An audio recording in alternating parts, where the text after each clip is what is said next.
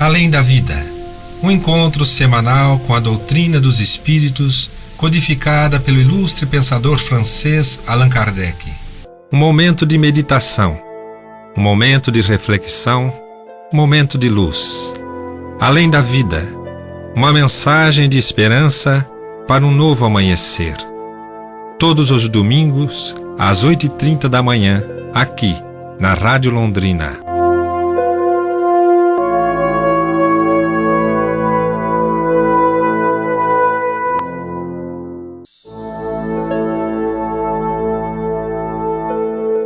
Além da vida, um encontro semanal com a doutrina dos espíritos, codificada pelo ilustre pensador francês Allan Kardec.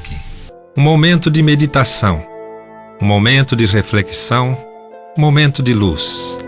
Além da vida, uma mensagem de esperança para um novo amanhecer.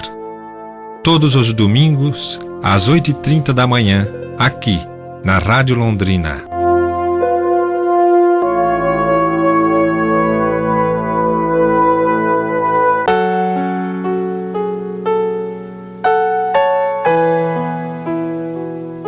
Bom dia, ouvintes do programa Além da Vida. Quem vos fala é Gilberto. Hoje o Cláudio e eu estamos aqui novamente nos preparando para mais um programa Além da Vida. Esse programa oriundo do Centro Espírita Allan Kardec de Cambé, e já há tantas décadas, no ar.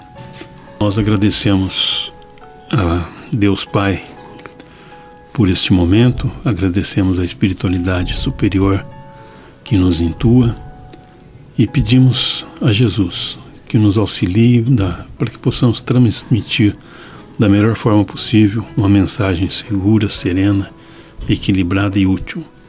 Que Jesus nos abençoe e que nós estejamos em harmonia neste domingo maravilhoso em que nós estamos comemorando o Natal. E lembrando sempre que é o Natal do aniversário de Jesus, o aniversário do Cristo que veio para nos auxiliar, para nos orientar, nos intuir e nos encaminhar com serenidade as nossas responsabilidades. Vamos à vinheta do Momento Espírita e na sequência continuamos com o programa. As orações sempre ouvidas.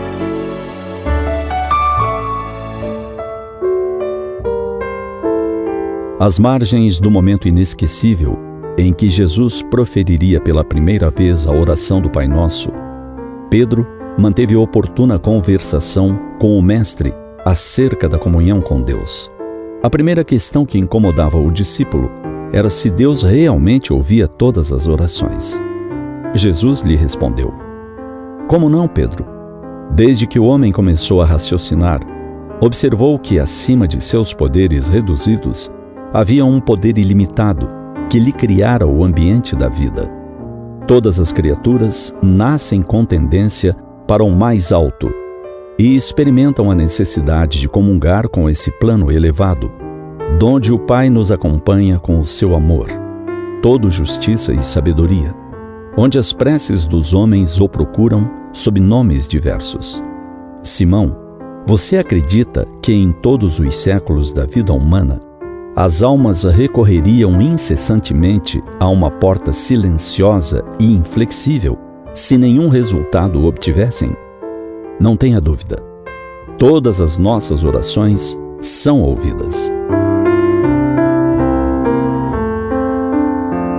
Em sua resposta a Pedro, Jesus provoca uma autoanálise.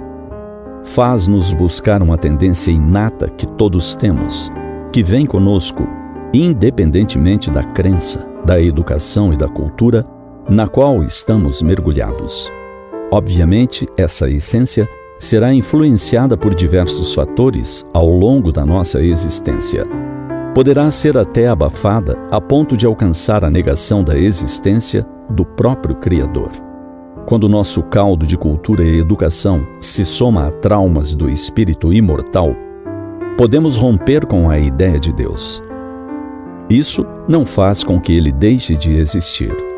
Apenas bloqueia-nos parcialmente o acesso à parte importante de nós mesmos. Jesus nos estimula a buscar nossa própria essência, o que nos conecta naturalmente ao Pai, como sempre nos conectou. Sempre tivemos essa tendência de perceber que acima de nós havia forças superiores. A necessidade de comungar, de nos relacionarmos com essa força, com essa inteligência superior, é decorrência natural. Muitos o fazemos sem perceber. Às vezes, no contato com a natureza, sentindo o vento no rosto, emocionando-nos com o sol a nos tocar, numa bela manhã. Outros o fazemos no contato com o amor dos filhos, na emoção de sermos pais e nos darmos conta da grandeza de sermos co-criadores. Outros o fazemos nas ações do bem. Contudo, há um método infalível para essa conexão com o Criador. Aprendemos a chamar de oração. Uma conversa direta, um momento em que podemos segredar íntimas aspirações, anelos, esperanças, dúvidas e amargores. Sem necessidade de rituais exteriores, sem palavras específicas, sem local ou horário determinados. Jesus é nosso modelo. Deve ser imitado em tudo. Ele se utilizou desse recurso inúmeras vezes. E para nos guiar, deixou uma prece referência, ensinando-nos a orar, garantindo-nos que toda oração verdadeira, feita com o coração, seria ouvida. Lembremos disso. Somos ouvidos pelo Pai. Habituemo-nos então a buscá-lo, a segredar-lhe nossas necessidades, nossas dores e nossas alegrias, todo dia, a cada dia.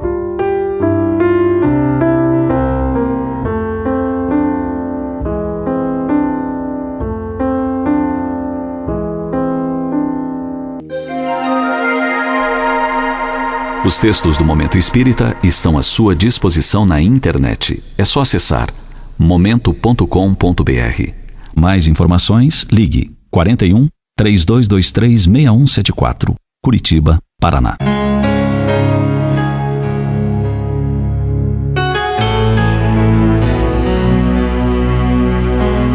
Bom dia a todos os nossos amigos e ouvintes da Rádio Londrina. Quem vos fala é Cláudio. Desejando já um feliz domingo para todos, com muita proteção e amparo. Será dessa dupla aqui, já deixando e desejando um feliz Natal e próspero Ano Novo, né? E o programa de hoje, o título é Oração. É um tema interessante, parece fácil, mas não é tão fácil assim, né? Que a gente possa refletir e passar a mensagem. Vou fazer a leitura aqui do Evangelho segundo o Espiritismo. É o capítulo 8. O título é Escândalos. Se a vossa mão é motivo de escândalo, cortai-a. O item é item 11, que diz o seguinte: se algum escandalizar-se a um destes pequeninos que crê em mim, melhor fora que lhe atassem ao pescoço uma dessas mós que um asno faz girar e que o lançassem no fundo do mar. Ai do mundo por causa dos escândalos, pois é necessário que venham escândalos, mas ai do homem porque o escândalo venha. Tende muito cuidado em não desprezar um destes pequenos.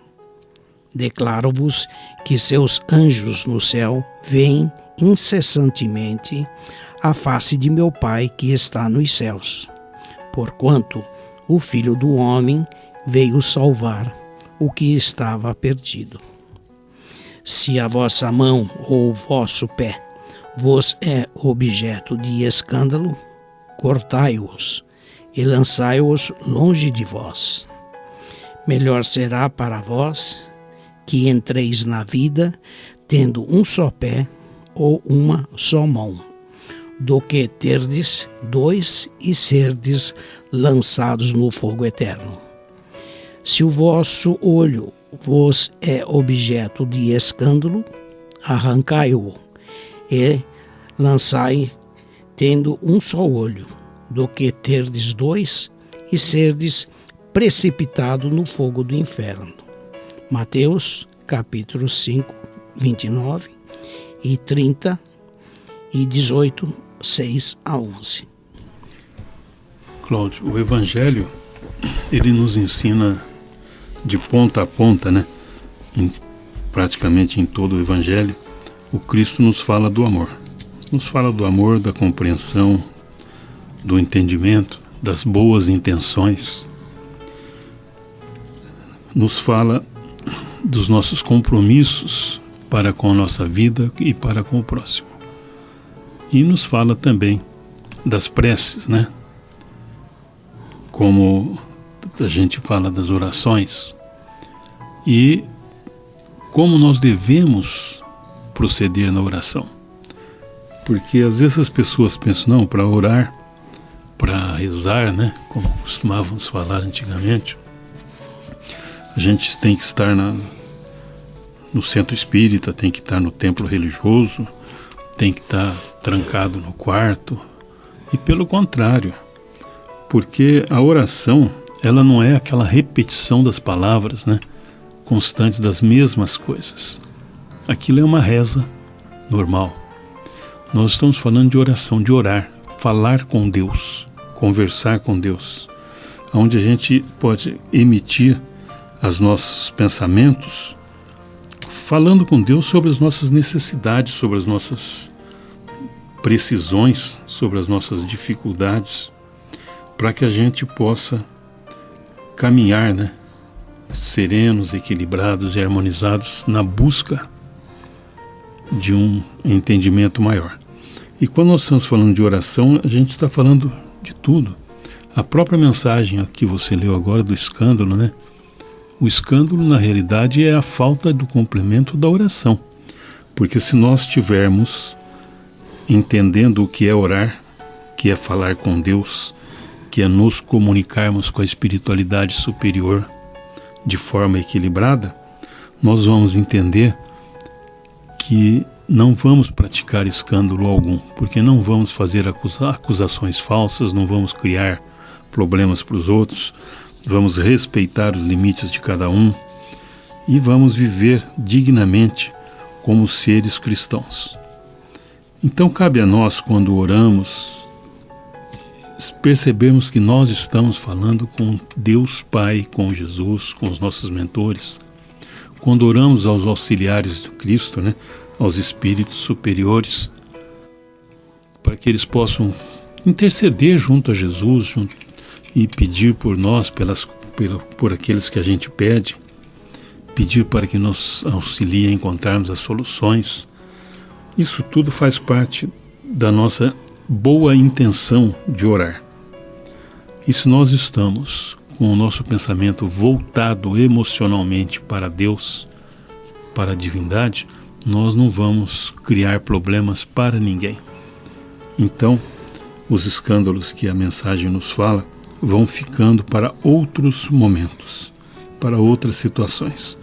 E normalmente ocorrem quando nós nos afastamos dos ensinamentos do Cristo. E quando nos afastamos dos ensinamentos do Cristo, evidentemente que somos nós que estamos aí nos desarmonizando, desequilibrando e criando verdadeiros escândalos, né, Cláudio? Essa é a grande verdade. E a gente, como cristão, todos nós, seja da doutrina espírita, seja o catolicismo, seja qualquer uma delas que está ligada aos ensinamentos do Cristo, a gente tem que respeitar o hábito daquilo que a gente aprende. Me lembro vamos falar, meus 10, 11, 12 anos, quando a gente adentrava a igreja, a gente respeitosamente e até hoje isso acontece, e a gente respeita, né, o entendimento daquelas criaturas que frequentam com assiduidade, de você se ajoelhar, né, e fazer o nome do Pai na entrada da igreja. E quando o padre fazia o gesto de a gente se ajoelhar, a gente fazia isso de coração. Era o sentimento que a gente tinha, e respeita até hoje todo esse ritual, porque aquilo está dentro do coração de cada um de nós, né? Então, hoje, depois de passado anos e adentrando a doutrina espírita, né, através dos ensinos dos livros de Kardec e as psicografias do Chico, Divaldo e outros, a gente observa que na nossa oração, do nosso dia a dia, porque a gente criou o hábito em casa de, ao deitar, agradecer, e ao levantar, agradecer a bênção da vida. Então a nossa oração do nosso dia a dia, dentro do nosso lar, eu e minha esposa, a gente é de conversar com a espiritualidade, de mostrar as nossas dificuldades quando a gente tem essas dificuldades e pedir o auxílio para aquele que é próximo a nós, que é enviado de Deus, né? Que é o nosso, vamos dizer, tem o mentor da nossa família, a qual nós respeitamos, e tem o anjo guardião, o nosso companheiro de todo momento. A gente pode se ligar com ele ou pode estar desligado, dependendo do nosso dia a dia e das nossas ações. Então, existe a fé das criaturas, né? Se pedir a ele, ó, você, quando chega em casa, você vai fazer a oração ao Pai, né, a Jesus, pedir perdão das ofensas e agradecer o dia, o pão de cada dia. Você fala para quem tem o pão de cada dia. A pessoa vai e faz. E aquele que não tem? E aquele que está na dificuldade? Que está passando momentos de grandes aflições? Se ele não tiver um sentimento de religiosidade, ele se revolta com tudo, né? Você vai fazer uma crítica a isso? Mas quando a gente começa a estudar a doutrina espírita, que o foco é a reencarnação, isso é a base da doutrina espírita, é a reencarnação, né? Aqui você faz, aqui você paga, só que nós não pagamos numa única existência. Então você retorna, e esse seu retorno tem algumas contas que você vai ter que acertar, tá? Se vem na tua família de 10 um cego ou aleijado, tem uma razão de ser. Isso a doutrina nos ensina, né? E a gente tem essa convicção. Outros não vão aceitar. Como é que pode ter 9 perfeitos e um com defeito? Então esse aqui se faz, aqui se paga, é uma orientação que a gente tem para a evolução do espírito. O espírito é eterno. O que não é eterno é esse corpo que a gente carrega. Então as nossas ações é de conversar com a divindade através de Jesus, agradecendo ao Pai a oportunidade que Ele nos dá de retornar aqui e aprender um pouquinho mais daquilo que a gente já traz de bagagem, né? Então, essa é a verdadeira oração de agradecimento, de eu conversar com Ele e pedir forças.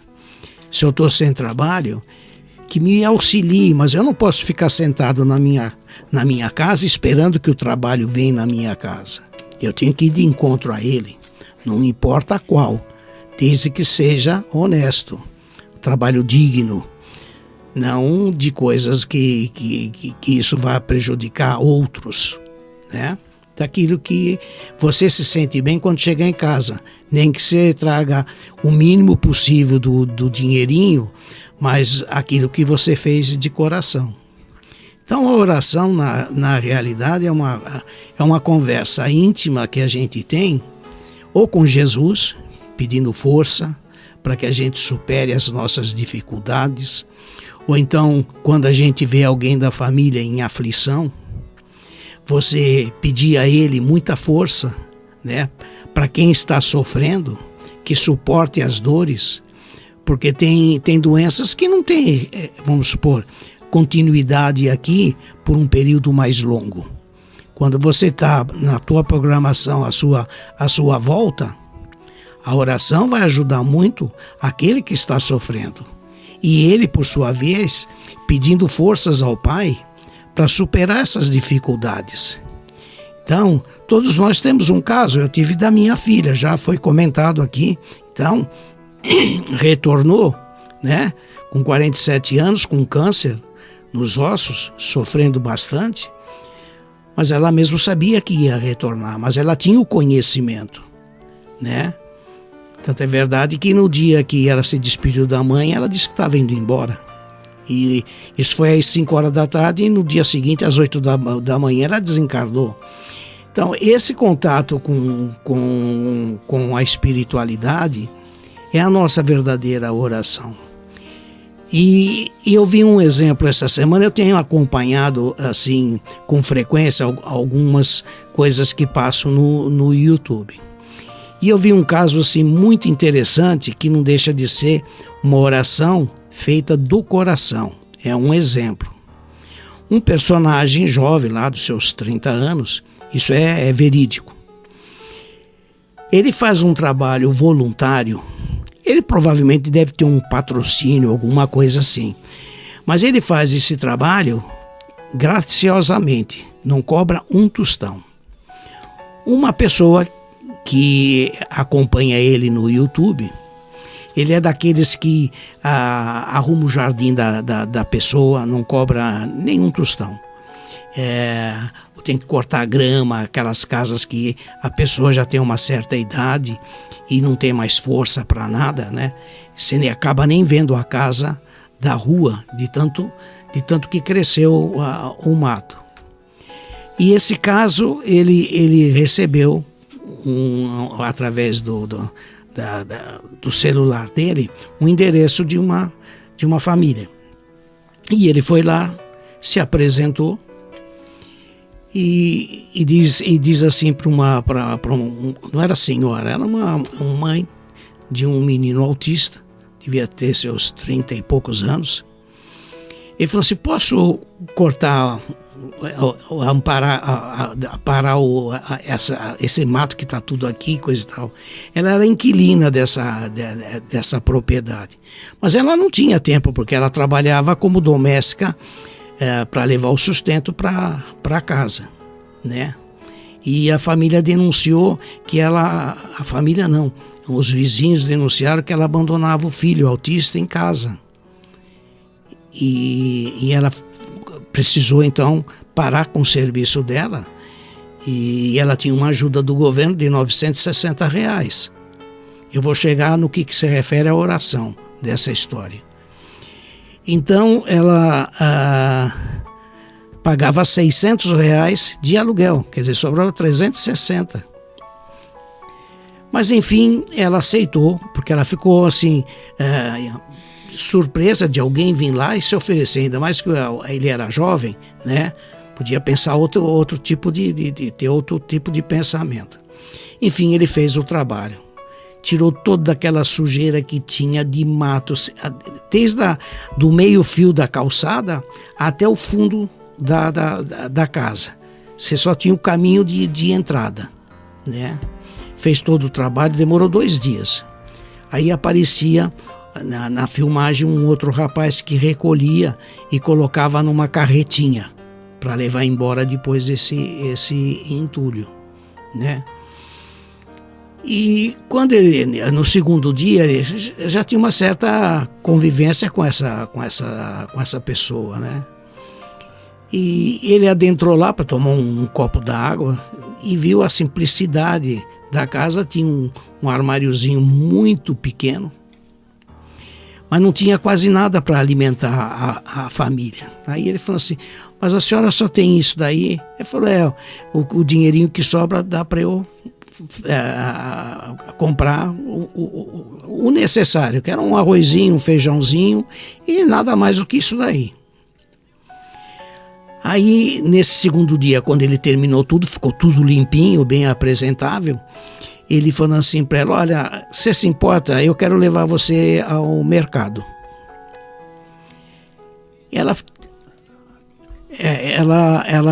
ficou surpresa, mas ele acabou levando ela. E ela fez lá uma compra que deu para 3 meses. Eu me lembro que ele gastou R$1.450 lá, tá? E ele estava pegando, o que me chamou a atenção é que ela estava pegando 3 pacotinhos de café e falou, não, pode pegar mais. Ela falou, não, é que o meu menino gosta de tomar um cafezinho. Bom, vieram para lá e tal, depois ele pediu o Pix dela lá, se tinha, para alguém fazer donativo.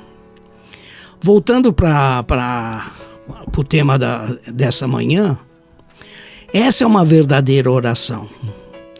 Porque você dá de si aquilo que o Pai orienta. É o seu tempo que você tem para ajudar o semelhante. Então, esse, além de ser um ato de caridade, na essência, é a verdadeira oração. Porque você está designado para esse tipo de tarefa. Se tem um patrocínio ou não tem, não importa. Mas ele atende esse tipo de criaturas. E a gente tem que levar isso em consideração. São coisas tão simples que a gente pode exercitar, que são as verdadeiras orações que por muitas e muitas vezes a gente reza e nem presta nem atenção. Já é tão automático, Ave Maria ou Pai Nosso, que você não vê a hora de terminar, se você está com pressa de sair. Então esse é um ato perante o Pai de uma verdadeira oração. É o auxílio ao próximo. É esse movimento, né, Cláudio, do que fazia Jesus. Jesus falava em caridade e ele praticava a caridade. Através do exercício, né, da bondade, da atenção ao próximo. E a gente, ainda mais esse final de ano, né, em que o nosso Natal teve aí na quinta-feira, e que a gente percebe que as pessoas estão com sentimentos um pouco mais aflorados, né? Mais tranquilos. E a gente tem que observar que, como costumamos falar, né, o Natal é a comemoração do aniversário de Jesus, o aniversário de nascimento de Jesus. Não é o aniversário do Papai Noel, porque as pessoas confundem muito o Natal. Às vezes falam tanto do Natal, falam tanto do Papai Noel, da festa, dos presentes, das coisas materiais, e nos esquecemos que nós devemos agradecer a Deus pela presença do aniversariante, que o aniversário é de Jesus e não do aniversário do comércio. Infelizmente comercializou-se, né, o aniversário de Jesus, transformando isso numa festa financeira, numa festa de faturamentos das empresas, dos negócios. Mas a gente tem que ficar atento para que nós possamos manter em nós a serenidade da compreensão e do entendimento do que é o Natal, que é a comemoração do nascimento do Cristo há 2025 anos atrás, quando o mundo ainda era muito mais atrasado do que somos hoje. Porque hoje, com toda a evolução tecnológica que nós temos, ainda temos muito atraso espiritual. E a gente às vezes se esquece de que estamos falando de orações, né? Estamos falando de ligações para com Deus, né? De encaminharmos os nossos sentimentos através da prece e de pôr em prática aquilo que nós aprendemos que Jesus nos ensina. Amar o próximo como a ti mesmo. E olha a grande dificuldade que nós temos de aprender a nos amarmos. Quando Jesus fala amar ao próximo como a ti mesmo, ele está falando de que nós precisamos despertar para o amor. nosso, porque nós precisamos nos amar primeiro para podermos amar ao próximo. Porque se nós não tivermos dentro de nós os sentimentos do amor, nós estaremos apenas fazendo de conta, talvez participando de um pequeno teatro, mas não praticando atos de amor.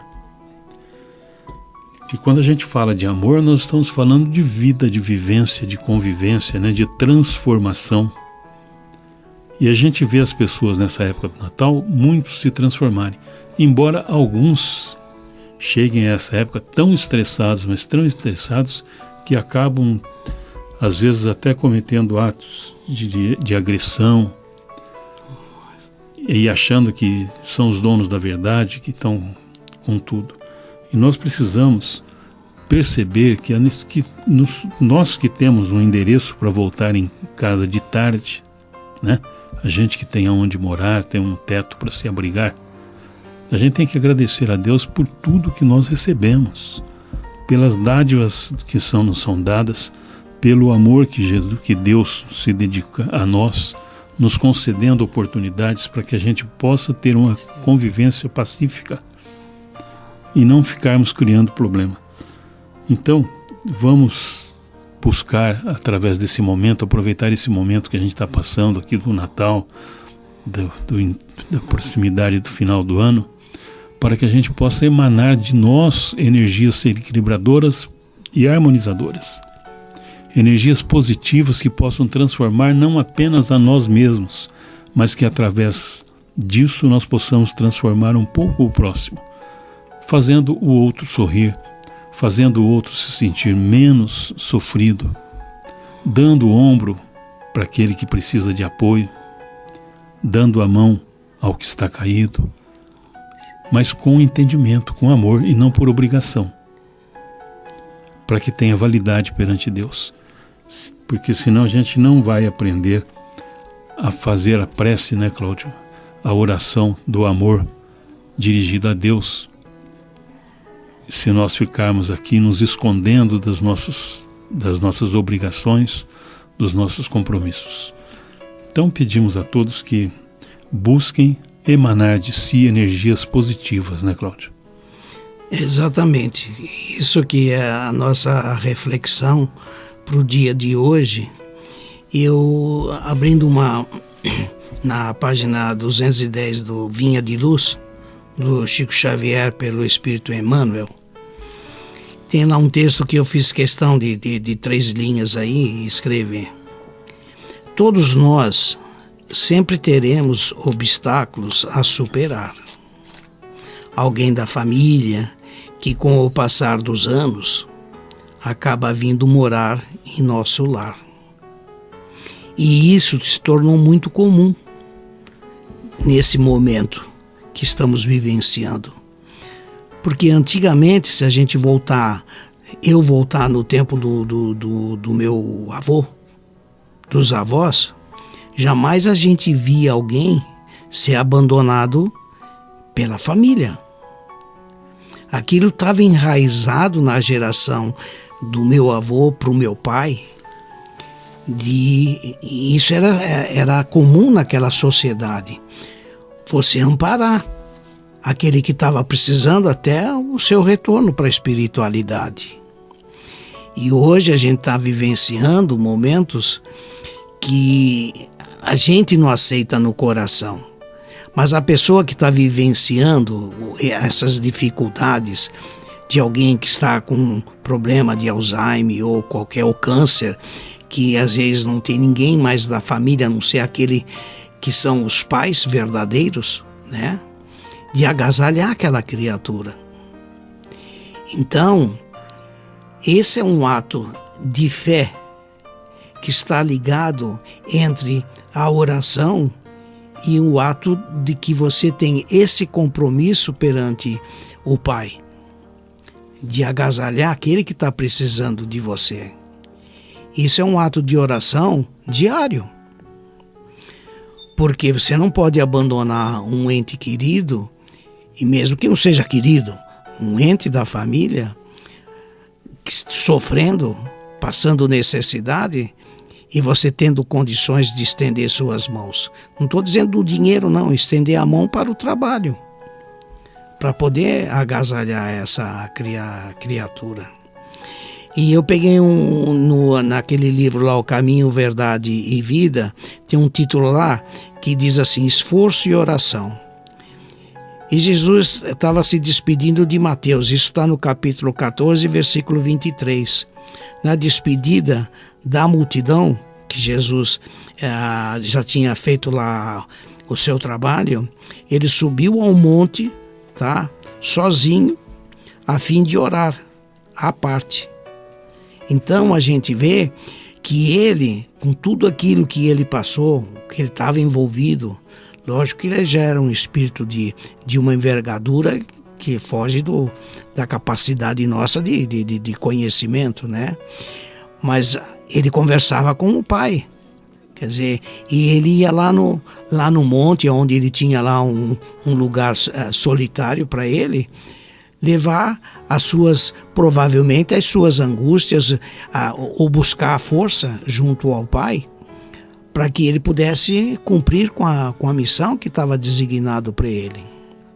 E todos nós aqui, todos, indistintamente, temos esse compromisso desde criança até o nosso retorno na velhice.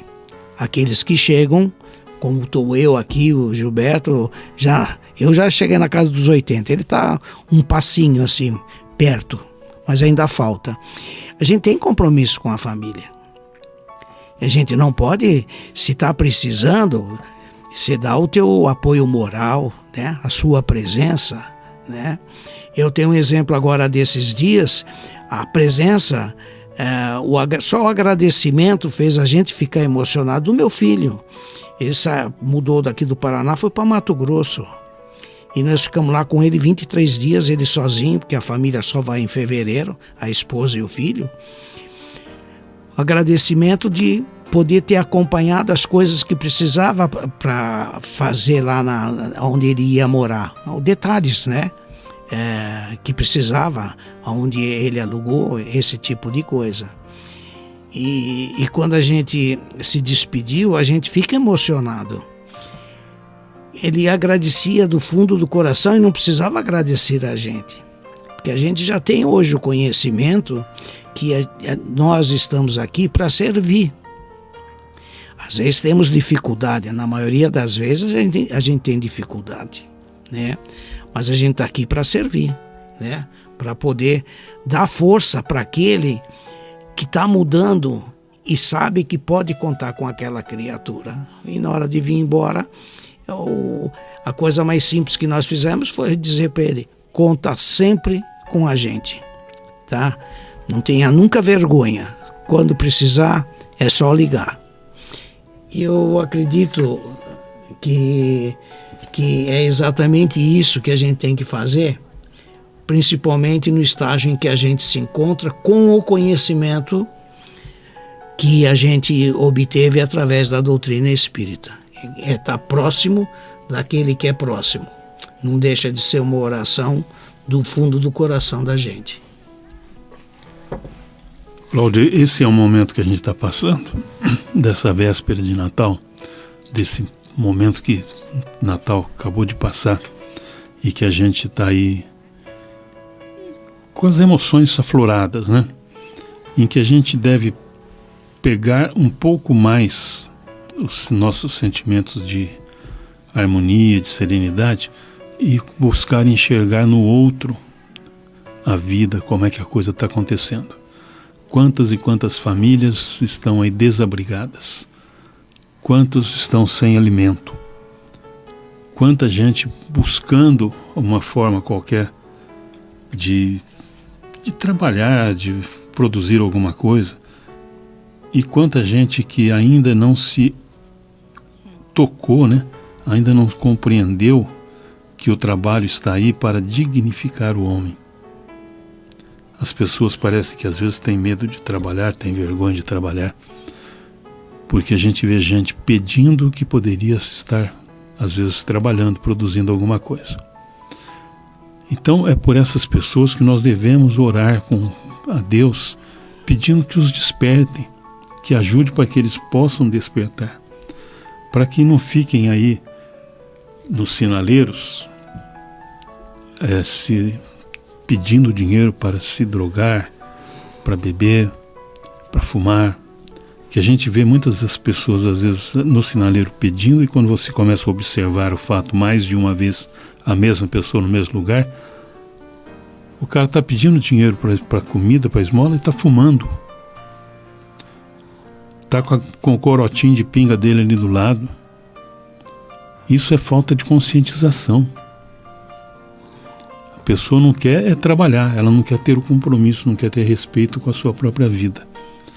Então, o que nós temos que fazer é pedir a Deus que ajude a orientar essas pessoas, ajude para que nós possamos ser úteis no esclarecimento, na orientação, no socorro, no despertar do outro, mas que nós continuemos nos despertando todos os dias, pela manhã, ao acordarmos, das necessidades que temos de também nos corrigirmos. Porque por melhorzinho que a gente esteja, nós ainda estamos muito longe daquilo que um dia deveremos chegar a ser. Então, quando se fala de Natal, de Ano Novo, nós estamos falando de renovação, de possibilidades de mudança, de reconstrução do ser. E é isso que a gente tem que vir buscar nessa época para podermos auxiliar o outro, dando a ele a oportunidade de se autoconhecer. E é isso, Cláudio, que a gente tem que começar a continuar lutando, né? Exatamente. Vamos aqui deixar o nosso obrigado, né? Um bom domingo a todos. E conversar mais com Deus e conversar mais com Jesus e agradecer a bênção da vida. Eu quero deixar esse recado a todos. E um bom Natal a todos e um excelente Ano Novo. Essa construção que a gente está vivenciando, né, Cláudio, da vida, ela não começou agora, né? Quando você pega a mensagem da federação, quando Jesus conversa com Pedro, e Pedro pergunta a Jesus aí há 2000 anos atrás: Senhor, Deus ouve todas as nossas preces? E que o Cristo responde: ouve sim, Simão. Deus ouve, porque se não ouvisse as preces, se não tivessem respostas, se as pessoas orassem e nada acontecesse, durante todos esses séculos que passaram e todos os séculos que ainda vindouros, as pessoas continuam pedindo a Deus que os ajude, que faça alguma coisa, que as coisas aconteçam, e as respostas vêm, porque todas as preces são ouvidas. Às vezes não vem na imediatice que nós esperamos, porque nós somos seres imediatos, a gente quer que a coisa aconteça na hora, mas ela vem através do tempo. E se elas continuam pedindo e perguntando e pedindo e em prece, é porque com certeza todas tiveram alguma resposta ao longo do tempo. Em todos esses séculos passados, sempre Deus esteve presente, sempre Deus esteve dando respostas positivas, equilibradoras, dando continuidade aos ensinamentos do Cristo e fazendo com que nós pudéssemos despertar em nós um ser renovado, um ser que acreditasse realmente que Deus existe, que Deus está presente e que Jesus é o caminho que nos levará a Ele um dia. E como sabemos, o próprio Cristo deixou claro: eu sou o caminho, a verdade e a vida. Muita paz a todos e que nós tenhamos na transição desse ano um novo ano de muita saúde, alegria e esperança, e que ela se renove sempre. Olá, amigos. Depois do magnífico encontro de Jesus, Pedro, Tiago e João, 3 de seus discípulos, com Moisés e Elias no Monte Tabor, onde Jesus se transfigura diante dos seus apóstolos assustados e onde Deus se manifesta por voz direta, dizendo: eis meu filho amado, em quem me comprazo. No outro dia, quando eles descem aquela montanha, 3, 4 horas de caminhada, havia uma multidão no pé da montanha, uma agitação, gente discutindo. E quando Jesus se aproxima, a multidão vê Jesus, se emociona. E eu vou ler o texto do Evangelho de Marcos, para que nós tenhamos uma visão bem clara, que foi descrita por 3 dos apóstolos, Marcos, Lucas e Mateus. Diz Marcos assim, ó: e chegando junto aos outros discípulos, viram uma grande multidão, e em torno deles, e os escribas discutindo com eles. E logo que a multidão o viu, ficou admirada, correu para saudá-lo. E ele perguntou: que discutíeis com eles? Com os escribas, né? E alguém da multidão respondeu: mestre, eu trouxe meu filho, que tem um espírito mudo. Quando ele o toma, tira-o pelo chão, ele espuma, arranja os dentes, fica ressequido. Eu pedi aos teus discípulos que o expulsassem, mas eles não conseguiram. E Jesus respondeu: ó geração incrédula, até quando eu estarei convosco? Até quando vos suportarei? Trazei-o até mim. Levaram-no até ele. E o espírito, vendo Jesus, imediatamente agitou com violência o menino, que caindo por terra rolava, espumando. E Jesus perguntou ao pai: há quanto tempo lhe sucede isso? Desde pequenino, respondeu. Muitas vezes o atira no fogo, ou às vezes na água, tentando fazê-lo morrer. Se tu podes, Senhor, ajuda-nos, tem compaixão de nós. Então Jesus lhe disse: se tu podes, tudo é possível para aquele que crê. E imediatamente o pai do menino gritou: eu creio, Senhor, mas ajude-me na minha incredulidade.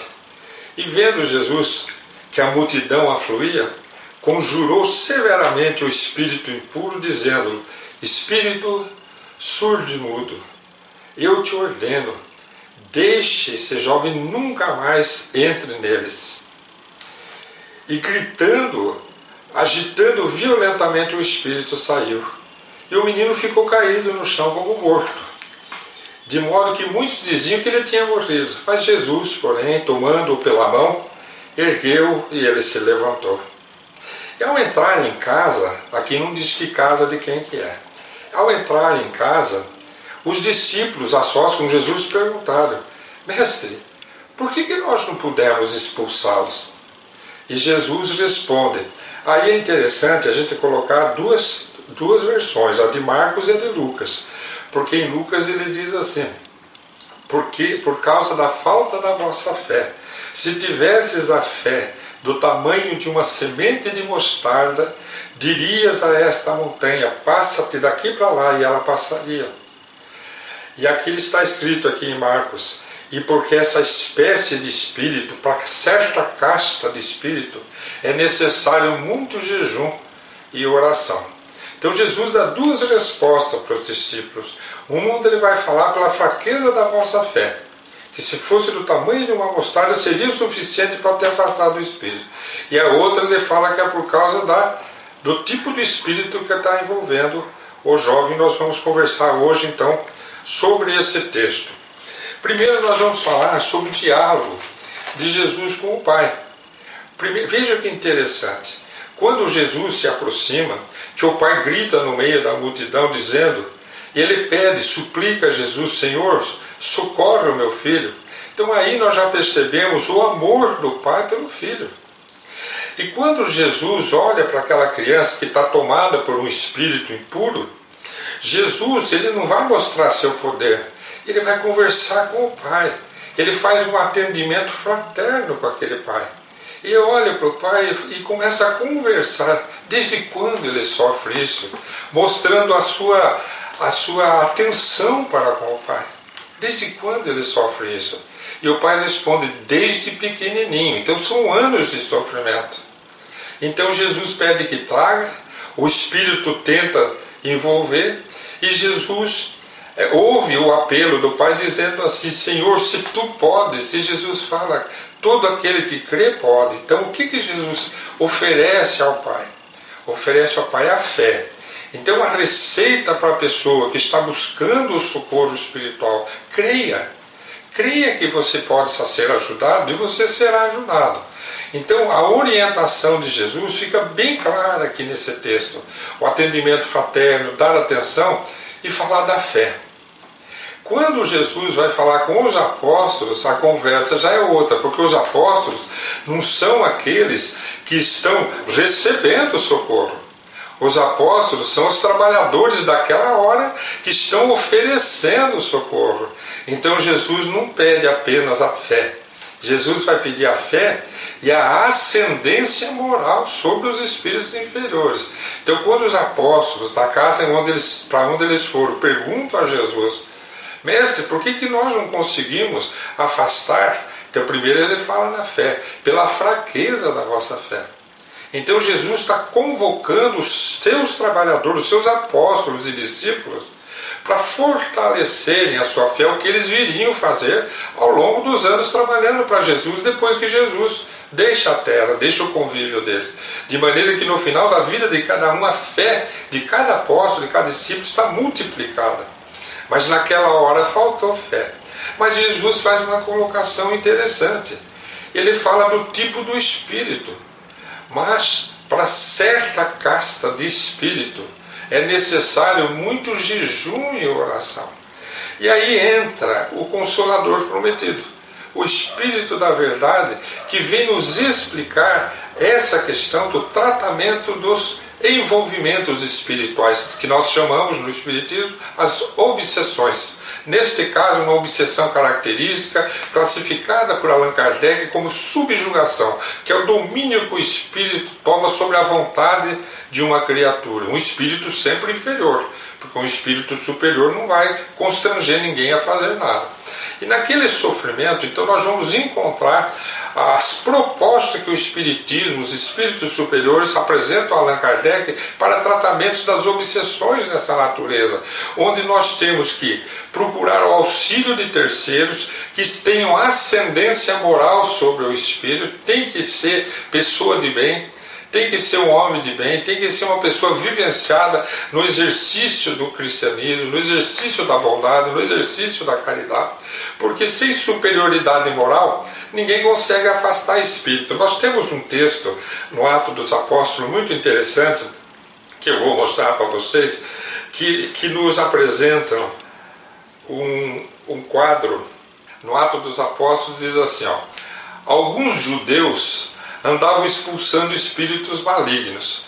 Tentaram invocar o nome do Senhor Jesus sobre os endemoniados, dizendo: em nome de Jesus, a quem Paulo prega, eu lhes ordeno que saiam. Quem estava fazendo isso eram 7 pessoas, eram 7 filhos de um sumo sacerdote chamado Cefas. E diz assim o Atos dos Apóstolos: um dia o espírito maligno respondeu para os 7: Jesus eu conheço, Paulo eu sei quem é, mas vocês quem são? E diz o texto: então o endemoniado saltou sobre eles, os dominou, os espancou com tamanha violência que os 7 fugiram da casa nus e feridos. Então vejam bem, eles não tinham ascendência moral sobre aquela entidade, de tal maneira que a entidade, envolvendo aquela pessoa que estava endemoniada, ainda deu uma surra naqueles 7, gente, que saíram de lá todos machucados. Está no Atos dos Apóstolos, do capítulo, se eu não me engano, 14. Depois a gente pode procurar melhor. Então, quando nós voltamos a esse estudo, para concluir o raciocínio, Jesus está explicando para os seus discípulos que para eles é preciso crer, e que basta a fé do tamanho de um grão de uma mostarda para dizer a uma montanha: passa daqui para lá. Tanto que essa frase ficou muito conhecida, virou popular. A fé remove montanhas, a gente fala, né? Por causa desse ensinamento de Jesus, que é um ensinamento, segundo Allan Kardec, o Evangelho segundo o Espiritismo, capítulo 19, com esse título, A Fé Remove Montanhas. Ele explica que é uma figura alegórica para remover obstáculos, que a gente pode tirar os obstáculos da vida que surjam, desde que acreditemos. Busquemos os recursos lícitos adequados, mas acreditemos. Um exemplo bem claro da ascendência moral, para encerrarmos nossa reflexão de hoje, nós vamos encontrar no livro No Mundo Maior, onde nós vamos encontrar um quadro nítido de uma obsessão severa, onde duas pessoas que viveram na mesma existência, eles estavam, que era Camilo e Pedro. Camilo era o patrão de Pedro. Pedro, desde jovenzinho, trabalhou numa empresa, numa loja de quinquilharia, segundo André Luiz, e eles cresceu lá dentro da loja. Um dia subiu na mente dele o desejo de se tornar mais poderoso, e ele resolveu cobrar do seu patrão, que era quase um pai para ele, que dava tudo que ele precisava, pagava estudo, dava roupas além do salário, cobrar aqueles anos de serviço. E aquele senhor, o seu Camilo, disse para ele: não, eu não lhe devo nada, eu sempre te ajudei, sempre paguei seu salário, eu não devo para trás, mas se você quiser eu posso te ajudar mais aqui para frente. Mas o jovem estava muito cheio de planos, ele foi se irritando e os dois começaram a discutir e entraram numa contenda mais severa, e sem que fosse algo programado, o jovem acabou tirou a vida do seu patrão. Quando ele percebeu o desastre que já estava feito, não tinha mais o que fazer, o que ele fez? Ele foi no cofre, tirou aquele dinheiro que ele achava que lhe pertencia, deixou o resto do dinheiro no cofre, saiu da loja, trancou tudo como se nada tivesse acontecido, e no outro dia de manhã simulou que chegou lá e achou algo estranho, chamou um guarda, foram lá abrir a loja e encontraram o corpo do seu patrão tombado, sem vida. Ninguém descobriu que foi ele. Ele nunca teve paz na consciência, o remorso ficou dentro dele, e o ódio do Camilo, daquele senhor, fez com que os dois nunca mais se afastassem. Ele pegou aquela parte do dinheiro que ele roubou, foi viver numa cidade grande, casou-se, teve 5 filhos, e o ódio daquele espírito não deixava com que os dois se desvinculassem. E ele foi adoecendo. Quando André Luiz conheceu Pedro, que já estava em idade adulta, Pedro estava internado no hospital. Ele entra junto com Calderaro, o seu orientador, que é do livro No Mundo Maior.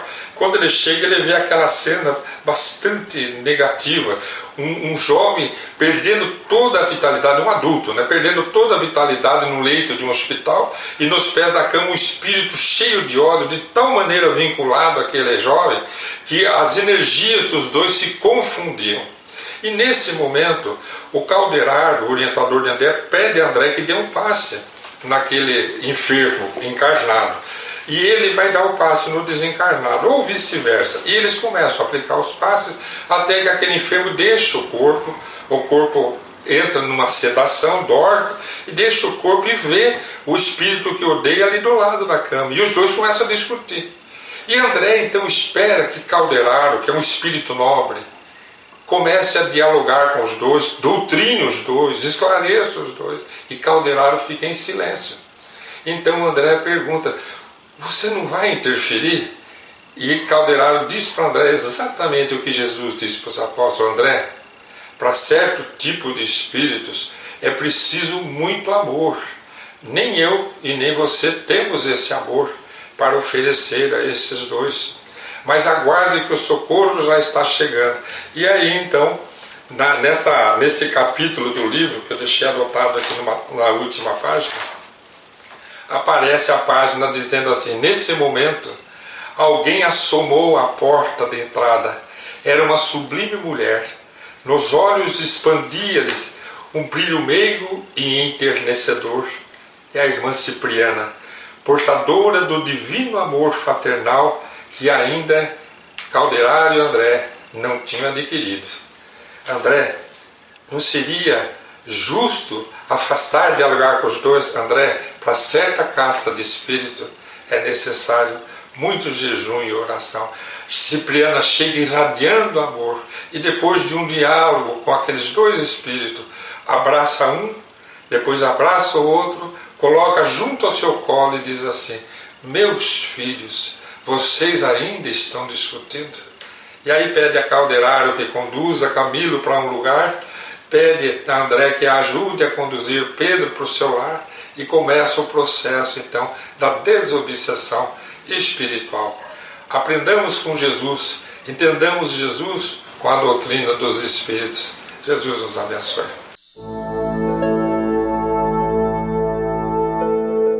Além da vida, um encontro semanal com a doutrina dos Espíritos, codificada pelo ilustre pensador francês Allan Kardec. Um momento de meditação, Um momento de reflexão, um momento de luz. Além da vida, uma mensagem de esperança para um novo amanhecer. Todos os domingos, às 8h30 da manhã, aqui, na Rádio Londrina.